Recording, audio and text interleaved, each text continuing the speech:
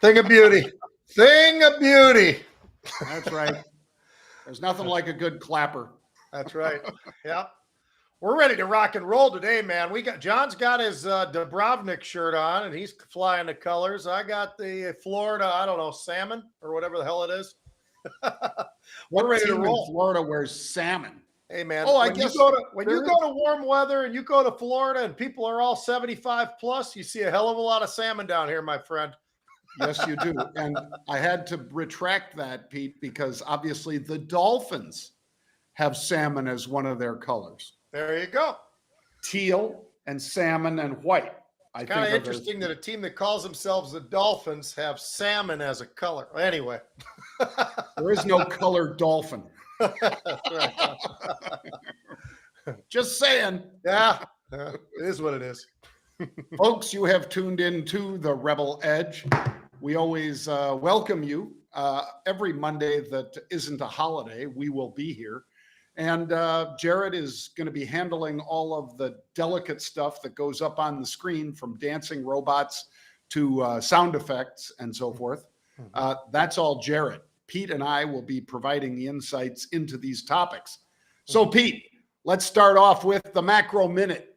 Debt ceiling fiasco. I'll do this in 30 seconds, folks. If you want to know what the danger is here, we will either pass an extension or we'll go right up to the deadline. The reason I don't think that we'll go past it, Pete, is when we did back in 2011, we got our debt downgraded. And guess what happened after that? Not the very next day, but over the next several months, we lost 15% of the market in the S&P 500, in the Dow, and the NASDAQ. So that is the worry if we do that again. Yeah, that is the focal point for me as well, John, as far as the macro minute's concerned. It's all about the debt ceiling. I mean, obviously, we still got a slew of earnings this week and a slew of retail earnings this week. After last week, we heard from Home Depot, we heard from Walmart, heard from Target, all of that, TJX. This week, it just keeps on rolling. Does anyone care? They care a little bit, but not much, because everybody's looking at the debt ceiling. And that is the reason that people are focused on that. June 1st comes around. I think we know what's going to happen. Yep, they're going to kick the can. But hopefully they don't tease the dragon too much, folks. Right. Because teasing the dragon is a term in nuclear science where they basically let two masses almost go critical. And you don't want to let them go critical because all hell breaks loose, literally. Yeah. All right, let's talk, Pete, about fantastic futures. Fantastic futures! Like I said, that's what Jared has been handling over there. I love it. And the fantastic futures I'm paying attention to, Pete, they've already moved through my target of 372. They've traded up to 374. Keep in mind, they were below 350 just 3 trading sessions ago. So that's the 10-year bond that I'm paying attention to. It's a great one. John, I'm hammering the same damn thing, the same nail. I'm hitting it harder and harder and harder. Nat gas. Take a look at Nat gas. Today, we started off the day at 256. Now, just go back a couple weeks ago, we were at $2, 201, whatever. So a huge run, but we reversed and pulled back almost immediately today. So something to definitely keep a close eye on. We talk about energy all the time. Nat gas, I think, is in terms of the fantastic futures, I think this one is one you've got to keep your eyes on. Yeah, it will impact, in particular, states like California that need that instant on power, because nat gas powers those generators, folks. And I got to believe with all the EVs they've got out there, Pete, they're going to need a lot of instant on power. Yeah. All right. Well, let's talk AI, artificial intelligence. But this is the company that Microsoft has put billions into and that we all talk about all the time because of ChatGPT. Basically, Pete, a programmer over at ChatGPT or AI makes a bundle. And Goldman Sachs says, you know what? We think that AI is going to be zooming for 10 years, a decade, Pete. So in other words, they're saying, they're speaking against everybody that thinks AI is a flash in the pan. They think it's a long-term play. Yep, they absolutely do, John. And I'll tell you what, there's a lot of disbelievers out there, though. They got a 30% short interest in this name. Now, this is a name that's gone from 11 to 28 this year. So, you want to talk about a little bit of a squeeze? I'd say we got a little bit of a squeeze. I'd also say we've got earnings coming up May 31st. They got a great cash position on, John, but they do have some burn on the positive side. However, the burn is not a huge burn. So I'm not as concerned about that. So from the standpoint of how they look fundamentally, this is a company that still has plenty of room to run. And with that short interest, plenty of room for people to squeeze this son of a gun to the upside. Well, that one is one of those, Pete, that we will be talking about AI, whether or not Microsoft takes out the piece they don't own or whether it stays as its own separate company. All right, let's talk a little bit about Carl Icahn Enterprises, IEP, because the Hindenburg report basically put out that extremely negative comment. Carl came out and tried to bounce the stock back to the upside, Pete, by declaring that dividend. But the more people are looking at this, the fewer of them want to hold on to it. And it's down 8% today, falling below 30 again.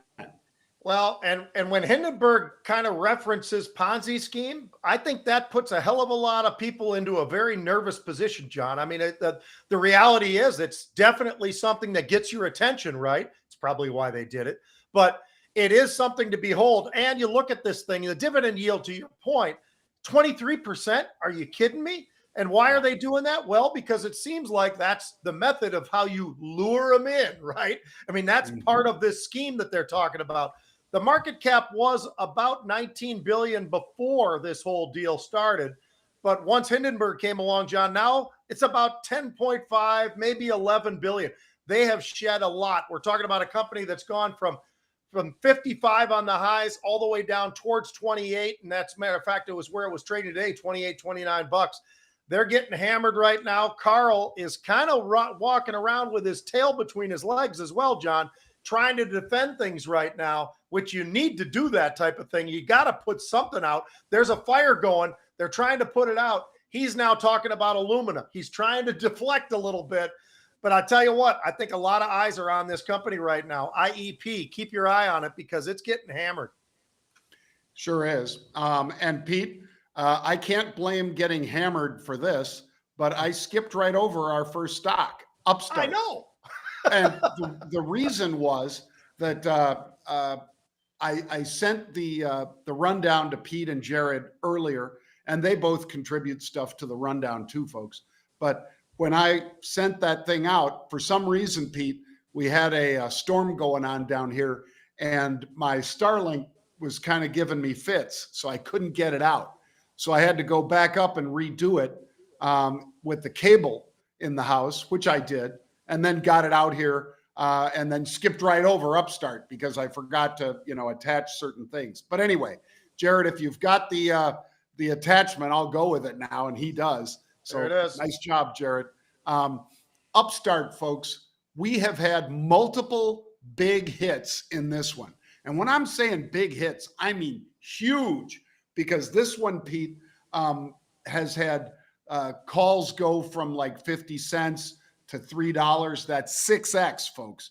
We've had those kinds of situations. And take a look at what's on your screen, because just recently we had that Upstart upside call buying again on the 18th, and the stock was 23. They bought it, by the way, again today, Pete, and the stock's up double digits. So if you're somebody who was kind of watching, you should go to marketrebellion.com/bang.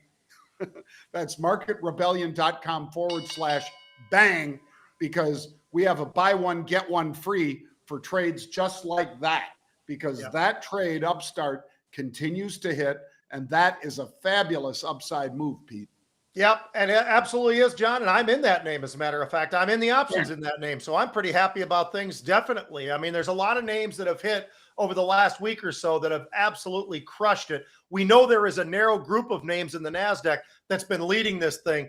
Upstart has been squeezing, I would say, in a big way of late. When you look at the fundamentals of this company, it's absolutely horse crap.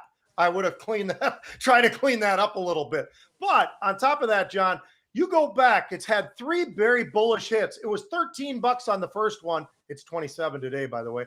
It was 23 and a half on the next one. It's 27 and a half today. And today it's hitting again. This thing is rocking and rolling and moving to the upside. The AI platform that we're talking about here, the short interest, it's about 27%. Remind you a little bit of some of those squeezes way back when under the meme stocks. It should, because we're talking about numbers that are pretty outrageous. Can it continue to get squeezed? It sure can. Will it? I have no idea, but the options give you at least the option to be there. And if you're wrong, you know exactly how much you can lose, as opposed to with the stock, where if you're really wrong, that could be a real problem. I like this name. I like the squeeze. Gotta like that. All right, Pete, let's talk a little bit about BHG, which is Bright Health Group. Now, this is health insurance, folks. So this isn't people coming into their clinic. This is the policies that they write. And the stock's down 23 or 24%, Pete, because they came in with a quarterly loss of 18 cents a share versus a loss of 11. So you're losing significantly more than the street expected, which is never a good thing. And the guidance going forward, Pete, wasn't that positive. So that's the kind of thing that'll get you a quarter of your valuation chopped in one session. Yeah, for all the right reasons, John. This company has struggled. They're a Minnesota company. I know them well, actually. At one point in time, I was part of an IPO, but thankfully, I didn't hold on to it all that long. This is a company that doesn't, I don't know where this stops, John, because they just cannot get things right.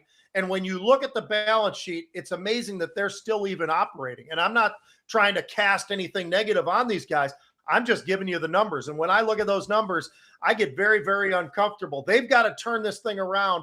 They have beat a couple of times on their earnings, but not enough. And they're still in negative territory. So at some point, can't you show me how you're going to make money? Because they haven't been able to do that yet. John, I'm just looking right now. The free cash flow is a negative $1.4 billion. That's a bit of a problem, I would say.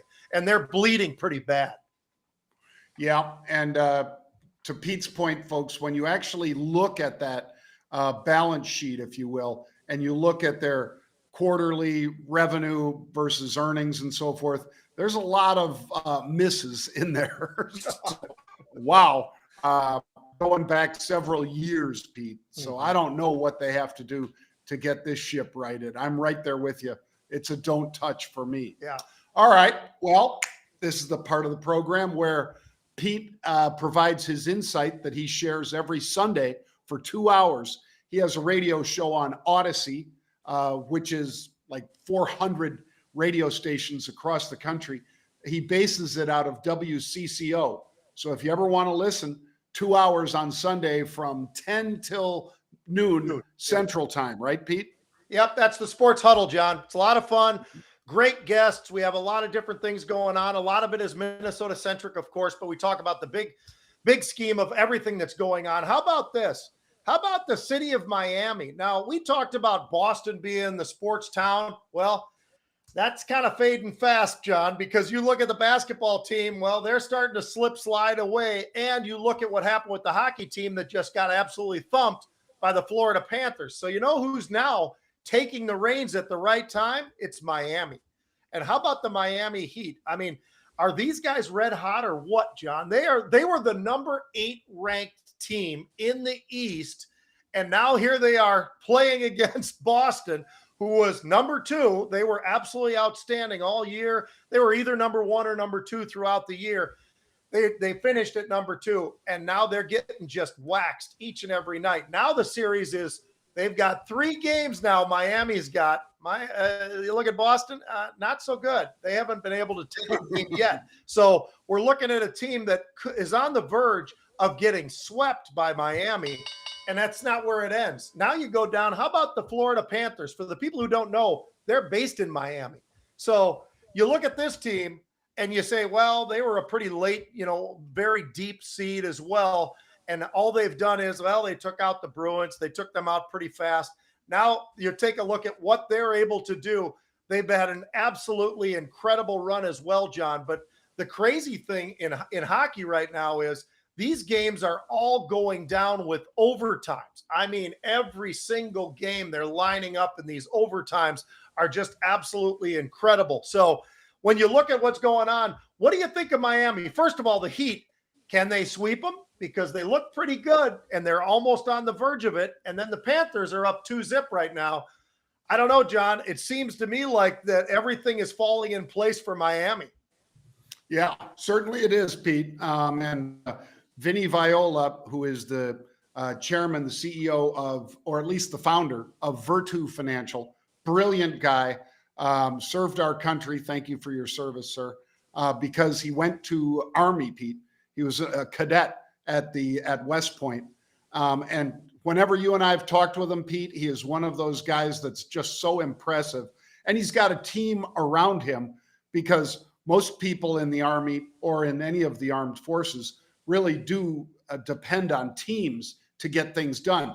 That might sound long-winded, folks, but this is a true team, whether it is the Panthers, who, like Pete said at the very beginning, their goalies were really under pressure, but the team scored a lot of points, and so the goalies just did enough to win. Now they're doing enough to get shutouts against great teams in these playoffs, practically, Pete, or at least very low goals versus high-scoring teams. Same thing is true of the Miami Heat, Jimmy Butler and those guys. Pete, we've got two teams that are sweeping. Jimmy Butler and the Heat are sweeping the Celtics, and I'm crying big old crocodile tears for LeBron right now, Pete, because his Lakers suck, and they're getting swept by the Nuggets of all folks. So I will sorry say this, about though, that, John. Pete. The Nuggets are pretty damn good. I'll tell Yes, you what. they are. I mean, Yes. how about and they this? weren't getting any respect, Pete. No, from no the respect Lakers. at all. And yeah, now the Lakers look like crap. Right. And Jamal Murray is absolutely lighting it up. Let's see, 31 in game 1, 37 in games 2 and 3. And then how about Jokic? He had 34, 23, and 24, John. But how about this? In 3 games. Now, this just shows you the Lakers are a very selfish team. It's why they're down right now, because everybody's out for themselves. LeBron's always been out for himself. We know that. But here's the thing. So Jokic is like distributing the ball, right, John? He's got 42 rebounds in 3 games. He's got 34 assists in 3 games. And he's still scoring points. The guy has absolutely got, ice water through his veins, and they are taking it to the Lakers right now. So, I don't feel anything bad about it, because they've been playing selfish ball. They were also a team that absolutely led the league in, well, I think we might take this game off. Maybe we'll take off a few more games, because, the fans don't really matter. It's all about the playoffs or whatever. By the way, I will give them this. The TV ratings, John, in the playoffs for the NBA is at record levels. It's also at record levels for hockey. So from a standpoint of when it really matters, people do get interested in these sports, and they've seen some pretty good stuff. But it's also a matter of, are they going to do that during the regular season when you've got 82 games and guys are sitting out? I'd say the answer is absolutely not. We may have lost John. John, you there? No, he's gone. All right, Jared, we're going to jump onto this one. I don't know if you got a chance to watch this yesterday. Golf. Now, golf can be a lot of fun. The PGA Championship thing yesterday, the purse was $17.5 million, which is not too far off of what we've seen out of these guys from the Live Tour. That's $25 million every single time they go out there. I'll tell you what, Koepka was amazing. He stayed amazing throughout this whole thing. He walks away with $3 million, not so bad. But I think that everything was stolen by Michael Block yesterday. That guy, I mean, how fun is that to be a club pro, and you go out and you get the opportunity, and he takes advantage of the opportunity. He shot a 70, a 70, a 70, and then a 71. But there is more. How about the fact that he dropped in a hole-in-one on number 15, I believe it was. Yeah, number 15. He gets a hole-in-one. The great part was he had no idea that he had gotten it until Rory McIlroy comes sprinting over there, gives him a huge hug, gives him all the congrats in the world. And he's like, God, I think I hit it pretty good, but I can't see where the ball is. I must be really close. He goes, no, it's a hole in one, man. And that everybody just had to appreciate that. And he finished in the top 15. So you know what? He gets to do this again. So it should be a lot of excitement for a lot of things. I was just talking about golf, John, and just how amazing it was. Michael Block, the LIV guys, well, they keep on coming back. Koepka with the win, but Michael Block stole the thing. I mean, he absolutely stole the attention because he was right there. I mean, he was in the top 8 or 10, it seemed like, I think, for the entire run until he slipped a little bit yesterday, but 15 ain't so bad. But I'll tell you, Michael Block, how about the hole in one, John? Is that amazing to see on TV? It's pretty damn cool. Yeah, and sorry for dropping off, Pete. I just sent you a video of it, but all of a sudden the sky opened up down here. And when it rains down here in Puerto Rico, boom, it rains for like 5 minutes. Third world country here. I don't know. You said it's not a third world country, but I'm starting to think a little different about this whole thing. Well, it's an island. And, we got the deepest water in the Atlantic right offshore, Pete. Just to the north of us is they call it the Puerto Rican Trench, and it's 27,000 feet. And to the south of us, just off of the coast here where I am in the south, it's a 6,800-foot trench. Jeez. So we've got two trenches because the island was created because of two plates slamming together. There's your geography and geo lesson for the day. But it's wonderful. But when it rains, it does rain hard. It's similar to Florida in that regard. I know you guys got a lot yesterday, Pete. Yeah, you know what? It was great, though. We had a wonderful day here yesterday. We had rain 5 miles from me. My daughter lives just 5 miles away. We do have that new grandbaby and everything else. They had a complete storm. We never even saw a cloud. I mean, it's just absolutely amazing how different it is with the winds and everything else. But, well, John, this was a lot of fun today. It was great. How do people watch us, John? How the hell do they find us other than where they are right now? Where are they going to find us? Well, they could, Pete, go over to thestreet.com because we'll be making an announcement soon, folks. But we are running this program on the street. And if they went over to thestreet.com and hit the search bar until we get our little button made up so they can click right through, you'd have to type in either Rebel's Edge or Najarian and probably have to spell it right, Najarian. But it always runs on marketrebellion.com/edge as well, folks. So, and by the way, one more time, in case you want to see more trades like the one we showed you in Upstart that Pete was talking about, check out marketrebellion.com/bang, and you can get a buy one, get one free, buy 1 month, get 1 month free for trades just like that. Well, that's it, Pete. We'll see you tomorrow, everybody, at 1 o'clock Eastern time.